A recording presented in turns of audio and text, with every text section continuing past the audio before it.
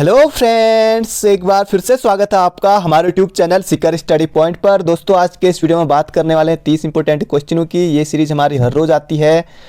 30 में से दोस्तों जो सबसे ज़्यादा प्रश्न रहेंगे वो रहेंगे उत्तराखंड के। लगभग 17 प्रश्न इसमें उत्तराखंड के हैं, बाकी 5 हिंदी के और जी के और बाकी एक रीजनिंग का है। इस तरह से हमारे लगभग 30 क्वेश्चन इसमें हैं। तो दोस्तों वीडियो को अंत तक जरूर देखिएगा और 30 में से आपका स्कोर कितना रहा ये भी कमेंट बॉक्स में जरूर बताइएगा। और वीडियो आपके लिए हेल्पफुल है या नहीं सीरीज, ये भी आप कमेंट बॉक्स में जरूर बताइएगा। तो दोस्तों ये जो प्रश्न स्क्रीन पर है इसका सही जवाब आपको कमेंट बॉक्स में देना है। व्यक्तिगत सत्याग्रह आरंभ करने हेतु उत्तराखंड में प्रथम बैठक कहाँ आयोजित की गई थी? ये इंपॉर्टेंट क्वेश्चन है। सल्ट में और गुजड़ू, डाडा मंडी, जय हरीखाल। तो ये आपको बताना है कहाँ की गई थी। जैसे सल्ट, अल्मोड़ा ये सब और ये सब पौड़ी के हैं। तो इनमें से आपको बताना है व्यक्तिगत सत्याग्रह आरंभ करने हेतु उत्तराखंड में प्रथम बैठक कहाँ आयोजित की गई थी। तो ये आपको इसका जवाब सही कमेंट बॉक्स में देना है। अब बात करते हैं दोस्तों जो कल का क्वेश्चन था उसकी।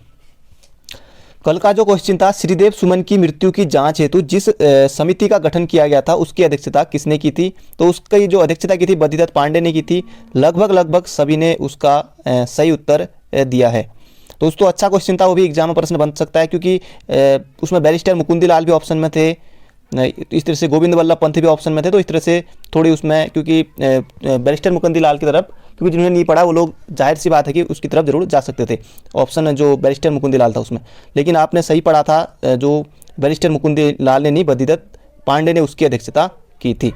और दोस्तों एक जो क्वेश्चन और था, जैसे इन्होंने बताया जो देहरादून का शिल्पी एवं चित्रकार जिन्हें पद्म विभूषण से सम्मानित किया गया था, लेकिन उनको पद्म विभूषण नहीं, उनको मिला था पद्म श्री। वो दोस्तों जो हाईकोर्ट कलर का एग्जाम हुआ था उसमें पूछा गया था 2019 में, दिसंबर 2019 में, लेकिन उस क्वेश्चन को फिर आयोग ने डिलीट कर दिया था। लगभग उसमें जैसे 140 क्वेश्चन उसमें पूछे थे, 140 क्वेश्चन का पेपर था वो, और उसमें से लगभग 5 क्वेश्चन जो थे पूरे डिलीट हुए थे और 5 नंबर सबके उसमें सबको मिल गए थे। जब भी दोस्तों क्वेश्चन इस तरह का होता है कि ऑप्शन जैसे कुछ भी क्वेश्चन जैसे विवाद टाइप के रहते हैं तो उनमें नंबर या तो डिलीट हो जाता है, सबको एक नंबर उसमें मिल जाता है। दोस्तों इस तरह का ये भी क्वेश्चन था, मैंने इसको देखा नहीं था अच्छे से, तो इसका आप भी सही कर लीजिएगा। इनको मिला था पद्म श्री। इन्होंने बताया कि उसको 2018 में कनिष्ठ साहित्य के एग्जाम में आया था, लेकिन 19 के में आया था ये, और उसमें ये पूछा गया था। तो अब बात करते हैं आज के इंपॉर्टेंट क्वेश्चनों की। आज का पहला प्रश्न है, गढ़वाल चित्र शैली एक सर्वेक्षण। गढ़वाल चित्रकला शैली, गढ़वाल चित्र शैली एक सर्वेक्षण पुस्तक के लेखक हैं। इंपॉर्टेंट क्वेश्चन है, यशवंत सिंह कटोच, यशोधर मठपाल, बद्रीदत्त पांडे या फिर मुकुंदी लाल। तो दोस्तों इसका सही उत्तर हो जाएगा यशवंत सिंह कटोच। गढ़वाल चित्र शैली, गढ़वाल चित्रकला शैली इनकी पुस्तक है। तो इंपॉर्टेंट क्वेश्चन है, ऑप्शन नंबर ए हो जाएगा हमारा बिल्कुल सही। बद्रीदत्त पांडे कुमाऊं का इतिहास, बद्रीदत्त पांडे कुमाऊं का इतिहास। यशोधर मठपाल की जो रचना है वो है कुमाऊं की चित्रकला, कुमाऊं की चित्रकला। बाकी सबने और भी बहुत कुछ लिखा है। कुमाऊं की चित्रकला, यशोधर मठपाल, क्योंकि ये भी सीधे एग्जाम में प्रश्न बनता है। मुकुंदी लाल की जो गढ़वाल पेंटिंग है, गढ़वाल पेंटिंग ये 1968-69 के टाइम ये आई थी। इसका सही उत्तर हो जाएगा गढ़वाल चित्रकला शैली यशवंत सिंह कटोच। तो ऑप्शन नंबर ए हो जाएगा हमारा बिल्कुल सही। बढ़ते हैं अगले क्वेश्चन की तरफ। अगला क्वेश्चन है, उत्तराखंड के किस जिले में सर्वप्रथम आयुष्मान भारत योजना लागू की गई थी? अच्छा प्रश्न है, सीधे एग्जाम प्रश्न बन सकता है। पौड़ी, रुद्रप्रयाग, चमोली, टिहरी, देहरादून, हरिद्वार, उत्तरकाशी, देहरादून। तो जिन्होंने ऑप्शन नंबर सी किया है आप बिल्कुल गलत हैं। देहरादून हरिद्वार नहीं, यह है पौड़ी और रुद्रप्रयाग। सर्वप्रथम आयुष्मान भारत दोस्तों जो उत्तराखंड के लिए, वैसे भारत में तो 2018 में अप्रैल में होगी थी, लेकिन उत्तराखंड के लिए जो अटल आयुष्मान योजना है वो हुई थी अटल, क्योंकि अटल जी के नाम पर, अटल जी का जो जन्मदिन होता है 25 दिसंबर को होता है। तो 25 दिसंबर 2018 को ये अटल आयुष्मान योजना उत्तराखंड में शुरू हुई थी। बाकी इसमें जैसे गोल्डन कार्ड बन रहे हैं और जैसे 5 लाख तक का इसमें वो निःशुल्क जो है चिकित्सा इसमें की जाएगी इस तरह का। तो इसका सही उत्तर हो जाएगा पौड़ियम रुद्रप्रयाग में। बढ़ते हैं अगले क्वेश्चन की तरफ। अगला क्वेश्चन है, ज्योलिकोट जो कि नैनीताल में है। ज्योलिकोट नैनीताल में मधुमक्खी पालन केंद्र की स्थापना कब की गई है? आपको यहाँ पर बताना है 1937 में, 1938, 1939 या फिर 1940। तो इसका सही उत्तर हो जाएगा 1938 में ज्योलिकोट नैनीताल में मधुमक्खी पालन केंद्र की स्थापना की गई थी। मधुमक्खी पालन केंद्र ज्योलिकोट नैनीताल 1938 में। बढ़ते हैं अगले क्वेश्चन की तरफ। अगला क्वेश्चन है, उत्तराखंड का कौन सा नगर हरित क्रांति की जन्मस्थली? इंपॉर्टेंट क्वेश्चन है, बहुत ज़्यादा प्रश्न एक बनता है एग्जाम में। कौन सा नगर हरित क्रांति की जन्मस्थली के नाम से प्रसिद्ध है? किच्चा, हरिद्वार, पंतनगर या फिर काशीपुर। तो इसका सही उत्तर हो जाएगा हरित क्रांति की जन्मस्थली के रूप में जाना जाता है पंतनगर को। ऑप्शन नंबर जो डी हो जाएगा हमारा बिल्कुल सही, आपने बिल्कुल सही सोचा होगा पंतनगर को। पंतनगर दोस्तों जो कृषि विश्वविद्यालय है, इसी को ही भारत में हरित क्रांति जो लाने का श्रेय जाता है, इसको ही जाता है पंतनगर कृषि विश्वविद्यालय को। पंतनगर कृषि विश्वविद्यालय की स्थापना हुई थी 17 नवंबर 1960 को। सीधे सीधे आप डेट के साथ याद रखेगा, क्योंकि सीधे सीधे एग्जाम प्रश्न बनता है। 17 नवंबर 1960 को इसकी स्थापना हुई थी, पंडित नेहरू जी के द्वारा इसकी स्थापना की गई थी। तो ये आपको बिल्कुल याद रखना है। इसका नाम जो है अब तो गोविंद वल्लभ पंत जी के नाम पर भी रखा गया था। एक बार एग्जाम में यही पूछ लिया गया कि गोविंद वल्लभ पंत के नाम पर जो पंतनगर कृषि विद्यालय इनके नाम पर कब रखा गया, तो ये रखा गया था 1972 में। 1972 में। तो इतना आपको याद रखना है। बढ़ते हैं अगले क्वेश्चन की तरफ। अगला क्वेश्चन है 3 मई 1945 को फांसी पर चढ़ने वाले वीर केसरी चंद उत्तराखंड के किस स्थान से संबंधित है। और दोस्तों जो पंतनगर विश्वविद्यालय इसके प्रथम कुलपति थे एंथोनी पार्कर स्टीवेंसन, क्योंकि पहले कुलपति थे तो इसलिए इंपॉर्टेंट हो जाता है। तो इस प्रश्न का आपको सही जवाब देना है। 3 मई 1945 को फांसी पर चढ़ने वाले वीर केसरी चंद कहाँ के थे? रानीखेत के थे, हल्द्वानी, चक्राता, ऋषिकेश। तो इसका सही उत्तर हो जाएगा, आपने बिल्कुल सही सोचा है, ये हैं चक्राता से संबंधित। तो ये आपको बिल्कुल याद रखना है। एग्जाम में सीधे सीधे पूछा गया था। एक एग्जाम में ये पूछा गया था कि सीधे सीधे ये उनको वीर केसरी चंद को फांसी कब दी गई थी, उसमें सीधे सीधे डेट पूछ ली गई थी 3 मई 1945, 3 मई, और ऑप्शन इस तरह से बने थे। तो एक तो आपको ये डेट याद रखनी है, वीर केसरी चंद को, और आज़ाद हिंद फौज के सिपाही थे। आज़ाद हिंद फौज के ये सिपाही थे कौन? वीर केसरी चंद। फांसी की सज़ा हुई थी 3 मई 1945 को। और इनके जो बलिदान दिवस यानी कि जो 3 मई को है, इनके बलिदान दिवस के रूप में चौलीथात में मेला भी लगता है, जो कि यही है देहरादून, चक्राता, जौनसार बाबर यहाँ। और ये आपको बिल्कुल याद रखना है। और इन्होंने इम्फाल युद्ध में भी भाग लिया था, इम्फाल युद्ध में भी इन्होंने भाग लिया था। इसका सही उत्तर हो जाएगा ऑप्शन नंबर बी, चक्राता। बढ़ते हैं अगले क्वेश्चन की तरफ। अगला क्वेश्चन है गढ़वाल की समस्याओं को दूर करने के लिए 1901 में गढ़वाल हितकारिणी सभा की स्थापना किसने की? पहली बात तो दोस्तों एक क्वेश्चन ये बन जाता है कि गढ़वाल हितकारिणी सभा की स्थापना कब हुई, क्योंकि 1 नंबर के लिए ये भी सीधे सीधे एग्जाम प्रश्न पूछा जा सकता है या पूछा गया था। तो 1901 में एक क्वेश्चन तो प्रश्न में यहीं से बन जाता है। अब यहाँ से अगला जो प्रश्न है, ये जो यहाँ पर पूछा है कि उसकी स्थापना किसने की थी? मुकुंदीलाल ने, बैरिस्टर मुकुंदीलाल ने, मथुरा प्रसाद नैथानी ने, कुलानंद बर्थवाल ने, या फिर तारादत्त गैरोला ने। तो इसका सही उत्तर हो जाएगा तारादत्त गैरोला ने गढ़वाल हितकारिणी सभा की स्थापना की थी 1901 में। और गढ़वाल यूनियन भी यही था, सभी देहरादून में स्थापना हुई थी इनकी गढ़वाल यूनियन, तो वो भी 1901 है, और उसकी स्थापना भी तारादत्त गैरोला के द्वारा ही की गई थी। बढ़ते हैं अगले क्वेश्चन की तरफ। अच्छा क्वेश्चन है, सीधे सीधे एग्जाम में देखने को मिलेगा। अगला क्वेश्चन है अंग्रेजी सरकार ने इन्हें 18वीं गढ़वाल राइफल रेजिमेंट की मानद लेफ्टिनेंट की उपाधि से अलंकृत किया, विभूषित किया। तो ये आपको यहाँ पर बताना है किसको किया? कीर्ति शाह को, नरेंद्र शाह को, सुदर्शन शाह को, या फिर इनमें से कोई नहीं। तो जिन्होंने ऑप्शन नंबर 1 किया कीर्ति शाह, इनको नहीं है, ये है नरेंद्र शाह को किया था। अंग्रेजी सरकार ने 18वीं गढ़वाल राइफल रेजिमेंट की मानद लेफ्टिनेंट की उपाधि इनको दी थी। किसको? नरेंद्र शाह को, महाराजा नरेंद्र शाह को। बाकी दोस्तों नरेंद्र शाह की अगर बात करें तो नरेंद्र शाह ने जो एग्जाम में, वैसे इनसे बहुत कुछ पूछा जाता है, जो भी पवार राजा हैं इनसे, इन्होंने जो राज्य में भू व्यवस्था डोरी पैमाइश भी इन्होंने चलाई थी। इनके समय जैसे जो भी घटनाएं होंगी, यानी कि जब गद्दी पर कब से आए, तो कीर्ति शाह 1913 से लेके 1946 तक, क्योंकि कीर्ति शाह की मृत्यु के बाद ही आए। इसके बीच में जितनी भी घटनाएं होंगी वो सब इनके ही बीच की होंगी, नरेंद्र शाह के बीच की। चाहे जैसे तिलाड़ी कांड, जैसे कि तिलाड़ी 30 में 1930 की जो कलंकपूर्ण घटना इनके समय की, श्रीदेव सुमन की जो मृत्यु 25 जुलाई 1900 भूख हड़ताल से, अमर शहीद श्रीदेव सुमन 25 जुलाई 1944 को, टिहरी राज्य प्रजामंडल की स्थापना जैसे हुई थी 23 जनवरी 1939 को।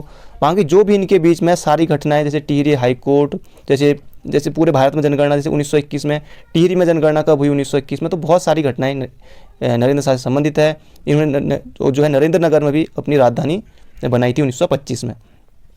तो इसका सही उत्तर हो जाएगा नरेंद्र शाह। बढ़ते हैं अगले क्वेश्चन की तरफ। अगला क्वेश्चन है टनकपुर पिथौरागढ़ राजमार्ग पर अवस्थित चंदू की प्राचीनतम राजधानी के रूप में पहचाना गया है। चंपावत, बैजनाथ, बागेश्वर, या इनमें से कोई नहीं। अब दोस्तों क्वेश्चन थोड़ा अलग तरह से पूछा है, बिल्कुल आसान है। बागेश्वर बिल्कुल अलग है, बागेश्वर अलग जनपद है, बैजनाथ बागेश्वर में ही है। इसका सही उत्तर हो जाएगा चंपावत, क्योंकि चंपावत है टनकपुर पिथौरागढ़, टनकपुर से जाएंगे पिथौरागढ़ को तो चंपावत पड़ेगा, चंपावत खुद इसमें है चंपावत में। तो चंपावत चंदू की प्रारंभिक राजधानी, क्योंकि सोमचंद यहीं आया था, सोमचंद ने चंद्रवंश की स्थापना की थी, चंद्रवंश का संस्थापक माना जाता है। तो प्रारंभिक राजधानी इनकी, प्राचीनतम राजधानी प्रारंभिक राजधानी चंपावत थी। फिर बाद में बालो कल्याण चंद्र ने पूरी तरह से 1563 तक, पहले भीष्मचंद्र ने की थी, लेकिन भीष्मचंद्र की हत्या हो जाती है और पूरी तो तरह से 1563 के आसपास बालो कल्याण चंद्र को अल्मोड़ा पूरी तरह से राजधानी फिर यहाँ हो जाती है। क्योंकि चंपावत दोस्तों अगर आप मैप में देखेंगे, क्योंकि चंपावत इधर फिर एक कोने में आता है, क्योंकि जो अल्मोड़ा है, अल्मोड़ा सेंटर पर होने की वजह से चंदू ने अपनी राजधानी अल्मोड़ा में की, क्योंकि गढ़वाल को भी देखना होता था, जैसे सब जगह इनको देखना होता था इस तरह से, तो इन्होंने अपनी राजधानी अल्मोड़ा स्थानांतरित की। बढ़ते हैं अगले क्वेश्चन की तरफ। अगला क्वेश्चन है, पाली भाषा में लिखे बौद्ध ग्रंथों में उत्तराखंड के लिए किस शब्द का प्रयोग किया गया है? हिमांचल, हिमाद्री, हिमंत या फिर इनमें से कोई नहीं। तो इसका सही उत्तर हो जाएगा हिमंत। पाली भाषा के बौद्ध ग्रंथों में उत्तराखंड के लिए हिमंत शब्द का प्रयोग किया गया है। अब हिमाद्री तो दोस्तों ये है कि जो हिमाद्री जो उत्तराखंड में से जो शिल्प उत्पाद हैं, जैसे जिनको दूसरे राज्यों में हिमाद्री ब्रांड नाम से जो है कि बेचा जाता है, तो ये तो होगा नहीं, खैर ये तो इसका सही उत्तर हो जाएगा हिमवंत, हिमवंत। हिमांचल हिमांचल है। बढ़ते हैं अगले क्वेश्चन की तरफ। अगला क्वेश्चन है, राज्य के पर्वतीय क्षेत्रों की अधिकांश मृदा का पीएच मान है, ये आपको बताना है। 4.5 से कम, 4.5 एवं 5 के मध्य, 5.5 एवं 6.5 के मध्य, 7 से 7.5 के मध्य। तो इसका सही उत्तर हो जाएगा ऑप्शन नंबर सी, 5.5 एवं 6.5 के मध्य है पर्वतीय क्षेत्रों की जो मिट्टी है उसका पीएच मान, पीएच मान। तो ऑप्शन नंबर सी हो जाएगा हमारा बिल्कुल सही। बढ़ते हैं अगले क्वेश्चन की तरफ। दोस्तों 10 क्वेश्चन ये हैं, अभी लगभग 7-8 क्वेश्चन और आने हैं, तो वीडियो को अंत तक जरूर देखेगा। अगला क्वेश्चन दोस्तों हिंदी का है और महत्वपूर्ण प्रश्न है, किसी कार्य के करने या होने का बोध कराने वाले शब्द कहलाते हैं? काल, क्रिया, संख्या या फिर विशेषण। तो इसका सही उत्तर ऑप्शन नंबर सी आपने बिल्कुल सही सोचा है। किसी कार्य के करने या फिर होने का जो बोध कराता है उसे कहते हैं क्रिया। क्रिया ऑप्शन नंबर, जैसे क्रिया, जैसे खाना क्या है, एक क्रिया है, जैसे होना एक क्रिया है, पढ़ना क्रिया है, तो इस तरह से ये हो जाएगा क्रिया। बढ़ते हैं अगले क्वेश्चन की तरफ। अगला क्वेश्चन है दोस्तों, ये आपने थंबनेल में देखा होगा, अब पढ़कर क्या होगा। अच्छा क्वेश्चन है, अब पढ़कर क्या होगा। इस वाक्य में कौन सी क्रिया है? अब पढ़कर क्या होगा? पढ़ के तो दोस्तों सब कुछ होगा, समूह भी निकलेगा, सब कुछ होगा, नौकरी लगेगी, सब कुछ होगा, पर पढ़कर क्या होगा आपको बताना इनमें कौन सी क्रिया है। प्रेरणार्थक क्रिया, पूर्वकालिक क्रिया, संयुक्त क्रिया या फिर द्विकर्मक क्रिया। तो इसका सही उत्तर हो जाएगा अब पढ़कर क्या होगा, इसमें है पूर्वकालिक क्रिया। पूर्वकालिक क्रिया यानी कि जैसे पूर्वकालिक क्रिया में क्या होता है, जब इस तरह से कि जब कर्ता एक क्रिया समाप्त कर से दूसरी क्रिया प्रारंभ करता है, तो वहाँ पर जैसे कह सकते हैं पूर्वकालिक क्रिया। जैसे और भी जैसे उदाहरण है, जैसे कि जैसे ऑप्शन क्या उदाहरण, जैसे उसने नहाकर भोजन किया, उसने नहाकर भोजन किया। जो इसमें नहाकर है, उसने नहाकर भोजन किया, तो जो नहाकर है ये हो जाएगा पूर्वकालिक क्रिया। तो इस तरह से ये होता है। तो ऑप्शन नंबर सी हो जाएगा हमारा बिल्कुल सही, पूर्वकालिक क्रिया अब पढ़कर क्या होगा। पढ़ते हैं अगले क्वेश्चन की तरफ। अगला क्वेश्चन है, वर्णमाला में कौन सा अक्षर पुल्लिंग नहीं है? जौ, आ, चौ और टो, औ और पौ या फिर ई। तो दोस्तों जिन्होंने नहीं पढ़ा है थोड़ा उनके लिए मुश्किल भरा क्वेश्चन हो सकता है, टफ क्वेश्चन में इसके रख सकते हैं। लेकिन जौ और आ ये पुल्लिंग है, चौ और टो ये भी पुल्लिंग है, और पौ ये भी पुल्लिंग है। तो इनमें से जो सही उत्तर हो जाएगा ऑप्शन नंबर सी, ई और ई।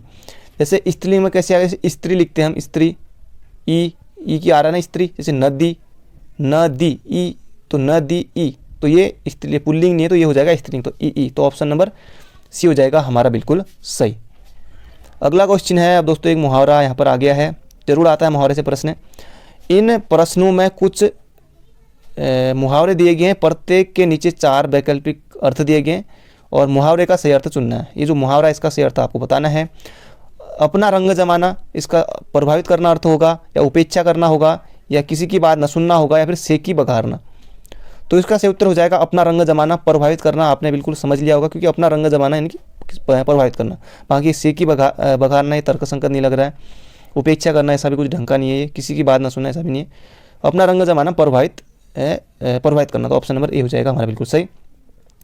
बढ़ते हैं अगले क्वेश्चन की तरफ। अगला क्वेश्चन है, ये भी बहुत ज़्यादा इंपॉर्टेंट क्वेश्चन है दोस्तों। जैसे अभी पूछा गया था कि तुलसीदास की लाइन पूछ ली थी, नहीं तुलसीदास की नहीं, सूरदास की ये लाइन किसकी है करके। तो इस तरह से यहाँ पर जो प्रश्न है ये किसकी, जो एक पंक्ति दी गई है किसकी है। सिंह राममय सब जग जानी, करहूँ प्रणाम जोरी जुगवानी। तो ये गोस्वामी तुलसीदास की किस कृति से है। गीतावली, दोहावली, जानकी मंगल, रामचरितमानस। अब दोस्तों पहली बात तो आपको जानकी मंगल, दोहावली, गीतावली, रामचरितमानस ये सभी हैं। रामचरितमानस न मालूम कितने बार ये पूछा गया होगा, अवधी भाषा में लगभग बहुत बार पूछा गया हर राज्य में। अभी हाल के एग्जाम में जानकी मंगल किसकी रचना है, ये तुलसीदास की है। और जो हनुमान चालीसा है ये सब इनकी है, तुलसीदास की। तो इसका से उत्तर हो जाएगा गोस्वामी तुलसीदास की जो रचना है, सिय राममय सब जग जानी, करऊँ प्रणाम जोरी जुगवानी। तो ये रामचरितमानस की है, रामचरितमानस की ये है। तो ये आपको बिल्कुल याद रखना है, क्योंकि जैसे कुछ भी जो भी सिलेबस में दोस्तों, जैसे सिलेबस में लगभग जो 23-24 हैं, जो भी जैसे तुलसीदास भी है उसमें सभी, जैसे मनोहर श्याम जोशी, जितने भी साहित्यकार कवि ये सब हैं, तो इनकी जो इंपॉर्टेंट लाइन जैसे महादेवी वर्मा की जो रचना है उनसे भी कुछ लाइन भी पूछी जा सकती है कि ये किसकी है करके। तो वो भी आपको याद रखनी पड़ेगी, ज़्यादा नहीं, क्योंकि लिखा सबने बहुत कुछ है, तो कुछ कुछ आपको याद जरूर रखना पड़ेगा। अगला क्वेश्चन है, भारतीय संविधान के अनुसार निम्नलिखित में से न्यायालय में कौन परिवर्तनीय नहीं है। नीति निर्देशक सिद्धांत, प्रस्तावना, मूल कर्तव्य या फिर मूल अधिकार। तो भारतीय संविधान के अनुसार निम्नलिखित में से न्यायालय में परिवर्तनीय है। तो दोस्तों मूल अधिकार परिवर्तनीय है।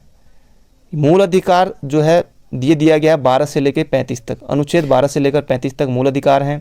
भाग 3 में है, भाग 3 में है, तो ये आपको बिल्कुल याद रखना है, ये न्यायालय में परिवर्तनीय है। बाकी नीति निर्देशक तक तो बिल्कुल नहीं है, प्रस्तावना नहीं है, मूल कर्तव्य नहीं है। तो इसका सही उत्तर ऑप्शन नंबर डी हो जाएगा हमारा बिल्कुल सही, ऑप्शन नंबर डी मूल अधिकार। तो ये आपको बिल्कुल याद रखना है। बढ़ते हैं अगले क्वेश्चन की तरफ। अगला क्वेश्चन है, इनमें से कौन सी खरीफ की फसल नहीं है। बिल्कुल दोस्तों इस तरह के क्वेश्चन कौन सी फसल है नहीं है, आसान रूप से, ये तो खैर आसान है, निश्चित रूप से एक क्वेश्चन जरूर बनेगा यहाँ से भी, जो फसल वाला जो है फसलों से।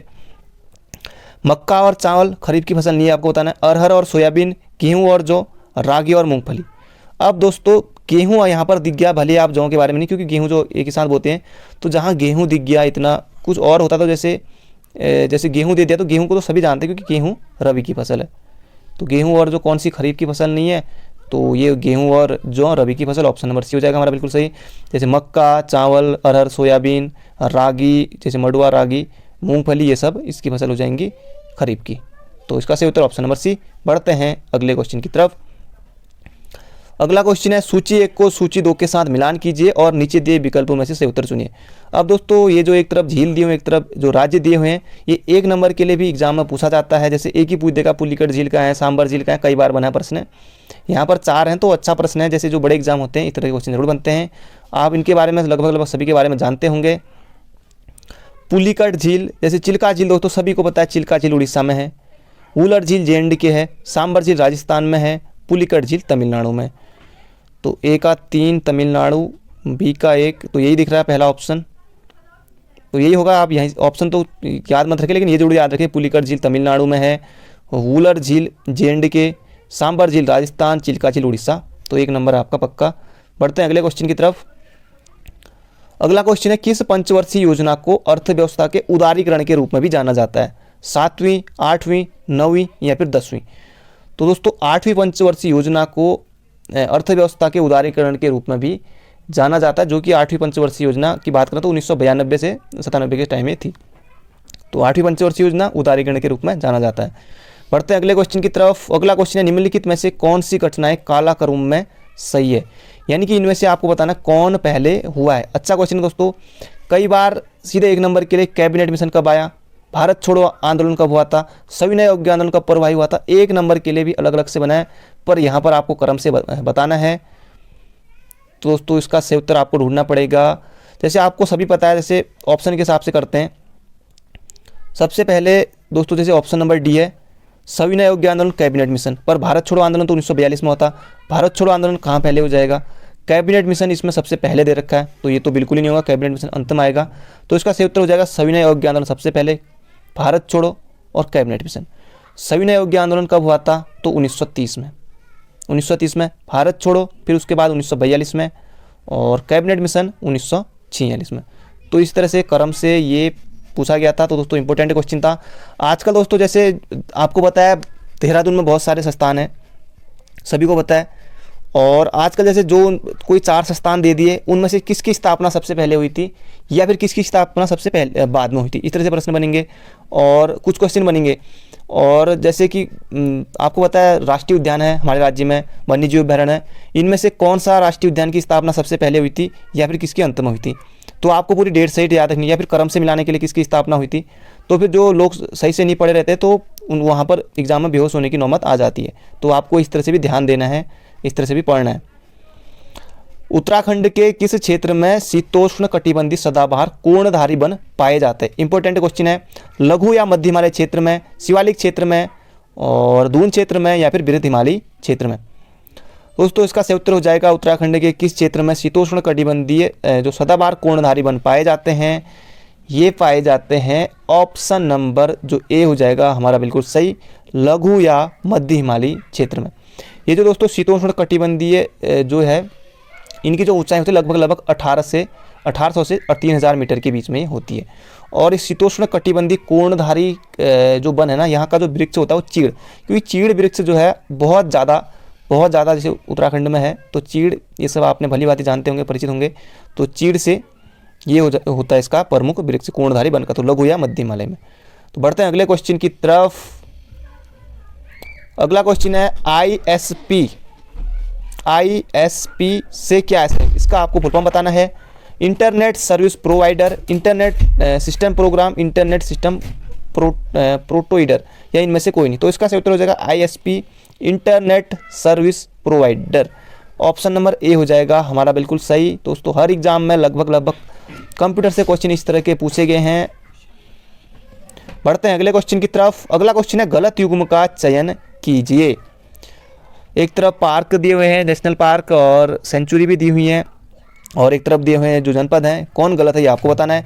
Nanda Devi national park Uttarkashi, Jim Corbett Nainital, Askot Pithoragarh, Binsar Almora. तो दोस्तों विंसर अल्मोड़ा में है, बिल्कुल है। अस्कोट पिथौरागढ़ में है, और जिम कार्बेट नैनीताल में है। नंदा देवी यहाँ पर होगा चमोली, नंदा देवी होगा चमोली। तो यही हमारा गलत है, तो ऑप्शन नंबर ए हो जाएगा हमारा बिल्कुल सही। तो बढ़ते हैं अगले क्वेश्चन की तरफ।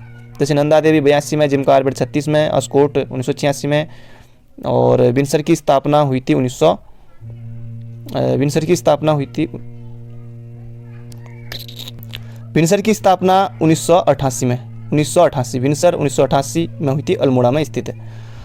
अगला क्वेश्चन है विश्वेश्वर दत्त सकलानी को यहाँ पर आपको भरना रहेगा के नाम से भी जाना जाता है। विश्व मानव, राज्य मानव, वृक्ष मानव, या फिर उत्तर मानव। दोस्तों विश्वेश्वर दत्त सकलानी को उत्तर मानव, विश्व मानव, राज्य मानव, इसका सही उत्तर हो जाएगा वृक्ष मानव, option number B. Vishweshwar Dutt Saklani को वृक्ष मानव के रूप में भी जाना जाता है, ऑप्शन नंबर बी हो जाएगा हमारा बिल्कुल सही। अगला क्वेश्चन है चंपावत में राजबुंगा नामक किला किस चंद्रवंशी राजा ने बनवाया था। दोस्तों अभी तक आपने वीडियो को लाइक नहीं किया तो एक लाइक जरूर कर दीजिए, और जाते जाते वीडियो को एक शेयर भी जरूर करेगा।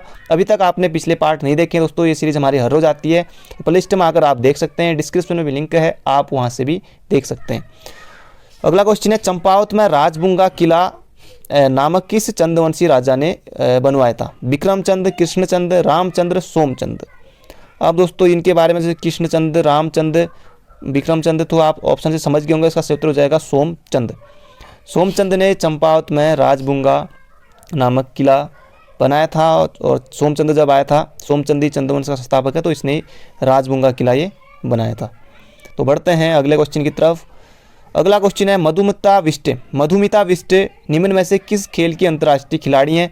शतरंज, परिमार्जन नेगी, क्रिकेट में तो बहुत हैं, हॉकी हरदयाल सिंह जैसे और भी बहुत हैं, बैडमिंटन। तो इसका सही उत्तर हो जाएगा मधुमिता विष्टे किस अंतर्राष्ट्रीय खेल के खिलाड़ी हैं, तो बैडमिंटन, ऑप्शन नंबर डी हो जाएगा हमारा बिल्कुल सही। बैडमिंटन क्वीन इनको कहा जाता है, और 2006 में पद्मश्री से इनको सम्मानित किया गया था, 2006 में। बढ़ते हैं अगले क्वेश्चन की तरफ। अगला क्वेश्चन है लुप्त संख्या की खोज कीजिए। अब आपको लुप्त संख्या की यहाँ पर खोज करनी है इस प्रश्न में। दोस्तों निश्चित रूप से इस तरह का क्वेश्चन आपको देखने को मिलेगा एग्जाम में, ये भी पूछा गया था पहले। आपको यहाँ पर जो ऑप्शन नंबर सी है यहाँ पर आपको भरना है, तो आपको सोचना है दोस्तों, पहले वीडियो रोक के और फिर उसके बाद इसका सही उत्तर आपको देखना है कि यही था नहीं था। आपने अभी तक सोच लिया होगा। इसमें हो क्या रहा है, जैसे 3 और 3 दोस्तों कितना होता है, 9 होता है। 5 और 6 का गुणा करेंगे तो ये होगा 30, तो यही जोड़ दिया, कितना हो गया यहाँ पर लिख दिया 39। तो देख के ही लग रहा है ज़्यादा कुछ है नहीं, इतनी बड़ा नंबर तो कुछ है नहीं इसमें इस तरह का। जैसे 7 और 5 का गुणा करेंगे तो 7 ये होता है 35, 7 पंचे 35। 4 और 4 का गुणा करेंगे तो 16, तो इसका जोड़ेंगे तो ये हो जाएगा 51। तो इसी तरह से यहाँ पर भी हमको करना है। जैसे 5 और 5 ये होता है 25 और 4 3 होता है 12, तो ये हो जाएगा दोस्तों 5 2 7 और 5 2 7 और 2 1 3, यानी कि ये हो जाएगा 37। तो ऑप्शन नंबर ए में है। तो आसान था। और रीजनिंग में भी 10 क्वेश्चन बनते हैं, तो 10 में से आप दोस्तों 10 भी सही कर सकते हैं अगर अच्छी है तो रीजनिंग, वरना 7 8 9 तो आप लगभग सभी सही कर ही लेंगे। तो आसान क्वेश्चन था, इसका सही उत्तर 37 आएगा यहाँ पर। अगला क्वेश्चन है, झिलमिल ताल उत्तराखंड के किस जिले में स्थित है, ये आपको बताना है। झिलमिल ताल उत्तराखंड किस जिले में स्थित है, चमोली, देहरादून, नैनीताल या फिर चंपावत। तो इसका सही उत्तर हो जाएगा झिलमिल ताल, ये है चंपावत में। बहुत बार बनता है ये झिलमिल ताल से, लगभग बहुत बार पूछा गया प्रश्न ये। झिलमिल ताल चंपावत में है। श्यामला ताल भी यहीं है, श्यामला ताल। और कोली ढेक झील भी, ये भी चंपावत में ही बन रही है, कोली ढेक झील। श्यामला ताल, झिलमिल ताल, ये चंपावत के जो प्रसिद्ध ताल हैं, बहुत एग्जाम में आते हैं, तो चंपावत में स्थित है। बाकी द्रोण ताल और ये सब, द्रोण ताल ये हो जाएगा काशीपुर में, उधम सिंह नगर में। और नैनीताल में दोस्तों, नैनीताल में तो खैर बहुत सारे ताल हैं, चमोली में भी बहुत सारे ताल हैं। सबसे ज़्यादा ताल आपको देखने को मिलेंगे चमोली में, और सरोवर नगरी कहा जाता है नैनीताल को। रामताल गार्डन ये है देहरादून में, रामताल गार्डन। रामताल, वैसे रामताल भी है जो चक्राताई में है, वो भी रामताल। चंद्रबाड़ी ताल देहरादून में, चंद्रबाड़ी ताल, जहाँ से कि चंद्रभागा नदी निकलती है, जो कि ऋषिकेश में मिलती है। गंगा और ऋषिकेश में, ऋषिकेश बसा है, तो चंद्रबाड़ी ताल से निकलती है चंद्रभागा नदी, जो कि देहरादून में है। बढ़ते हैं अगले क्वेश्चन की तरफ। अगला क्वेश्चन है, निम्न में से कौन सी नदी टिहरी गढ़वाल जनपद से होकर नहीं बहती है, यहाँ पर पूछा गया। भागीरथी, अलकनंदा, भिलंगना, कोसी। अब आप ऑप्शन देख के समझ गए होंगे। भिलंगना तो खुद, जो भिलंगना का उद्गम है टिहरी से ही होता है, खतलिंग ग्लेशियर से। भागीरथी उत्तरकाशी से होते हुए टिहरी में ज़रूर आती है। अलकनंदा भी आती है, और ये हो जाएगा कोसी, क्योंकि टिहरी में नहीं, तो कोसी तो अलग कुमाऊं से अलग निकल जाती है रामनगर होते हुए, तो ये कोसी हो जाएगा हमारा बिल्कुल सही, क्योंकि भिलंगना भागीरथी सब हैं, तो इसका सही उत्तर है कोसी। अगला क्वेश्चन है, doctor APJ Abdul Kalam institute of technology की स्थापना किस स्थान पर की गई है। टनकपुर, द्वाराहाट, रुड़की या फिर इनमें से कोई नहीं। तो दोस्तों जिन लोगों ने ऑप्शन नंबर सी किया है, रुड़की बिल्कुल गलत है, द्वाराहाट में भी नहीं है। इसका सही उत्तर है doctor APJ Abdul Kalam institute of technology, ये है टनकपुर में। तो टनकपुर ऑप्शन नंबर में है, तो टनकपुर ऑप्शन नंबर ए हो जाएगा हमारा बिल्कुल सही, टनकपुर चंपावत। तो दोस्तों ये थे आज के 30 क्वेश्चन, और 30 में से स्कोर कितना रहा कमेंट बॉक्स में जरूर बताएगा। जो स्टार्टिंग में आपको कमेंट बॉक्स में इसका सही जवाब देने के लिए कहा था, वो भी आपको देना है। और ये सीरीज़ हमारी हर रोज़ आती है, और अभी तक आपने वीडियो को लाइक नहीं किया है तो दोस्तों एक लाइक जरूर कर दीजिए, और जाते जाते वीडियो को एक शेयर भी जरूर करेगा। बाकी अपना ध्यान रखिए, मिलेंगे कल को एक नई वीडियो में। तो thank you friend, thank you so much.